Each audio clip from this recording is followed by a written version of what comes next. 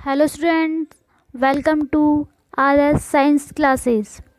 आज का अपना टॉपिक है एटॉमिक थ्योरी। आज अपन एटॉमिक मॉडल के बारे में पढ़ेंगे। तो आज का अपना जो मॉडल है एटॉमिक मॉडल ऑफ थॉमसन। सबसे पहले अपन थॉमसन के मॉडल के बारे में समझेंगे। तो जो ये स्ट्रक्चर ये अपने जे थॉमसन की पिक्चर में आपको दिखा रही हूँ, ये है जे थॉमसन।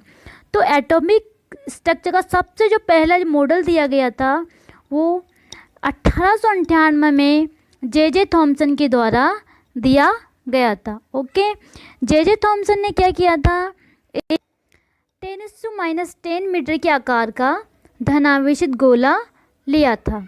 ओके, जिसमें समान मात्रा में ऋणावेशित इलेक्ट्रॉन क्या थे, वितरित थे, जिनको क्या कहा उन्होंने, इलेक्ट्रॉन का। ओके, तो ये आपको जो दिख रहे हैं माइनस जो चार्ज दिख रहा है, ये सब क्या है, इलेक्ट्रॉन। और बीच बीच में क्या है, इनके धनावेशित चार्ज, इनके बीच में spherical clouds of positive charge. जो जितने भी इलेक्ट्रॉन्स हैं इन सब के चारों तरफ क्या है, पॉजिटिव चार्ज है। इस मॉडल को बूंदी के लड्डू के समान दिखाई देता है और इस मॉडल को तरबूज का मॉडल भी कहा जाता है। क्यों कहते हैं इसे अपन तरबूज का मॉडल? क्योंकि देखो तरबूज, जैसे तरबूज का जो पूरा लाल भाग होता है इस तरीके से, वो कैसा होता है, तरबूज का जो लाल भाग होता है पूरा धनावेशित होता है। ओके, इसकी बिंदु देखो, आपको बीच बीच में ब्लैक ब्लैक कलर क्या होते हैं, बीज प्रेजेंट होते हैं।